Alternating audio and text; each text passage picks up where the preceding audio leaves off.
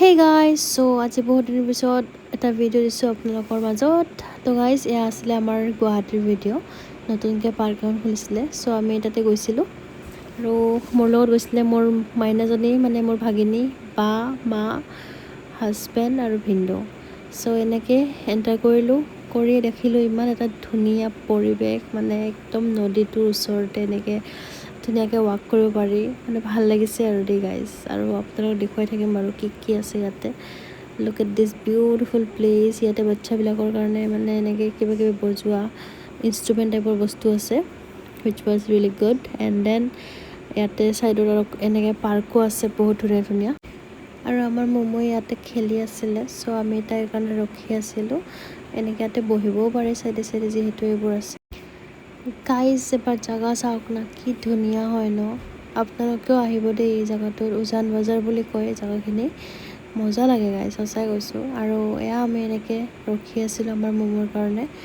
এনেকৈ বহিব জেগা আছে বহুত। চ' এনেকৈ মোৰ শাশুমা হাজবেণ্ডৰ লগত মই এনেকৈ ৰখি আছিলোঁ।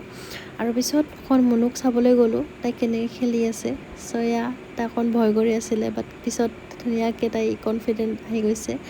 আহি কিনে তাইও এনেকৈ আহিলে। চ' ডেট ৱাজ ৰিয়েলি কিউট, আৰু মানে ভাল লাগিছে তাইক সেনেকৈ চাই।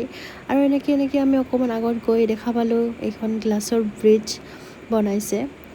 ইমানো ভয় নালাগে গাইজ, বাট মোৰ শাশুমা অকণমান ভয় খাই আছিল, I don't know' why. But I captured the really good moment because my husband was holding her hand and it was really cute. আৰু যিয়ে নহওক কিয় গাইজ, মই একদমেই ভয় খোৱা নাই, মোৰ বহুত ভাল লাগিছিলে। চ' গাইজ এনেকৈ আমি তাৰ পৰা ওলাইয়ে ইয়াতে ভালেকেইখন কেফে আছিলে। চ' সেনেকৈ আমিও ভাবিলোঁ আৰু যে কিবা এটা খাই লওঁ। এনেকৈ আমি কেফেবিলাক এক্সপ্ল'ৰ কৰি আছিলোঁ।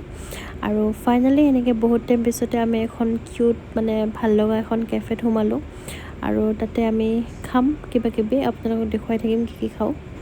Okay guys, so the first thing we ate was this momo and then one shawarma, and उसके बाद हमने खाया था pizza. And thank you so much for watching. Bye bye.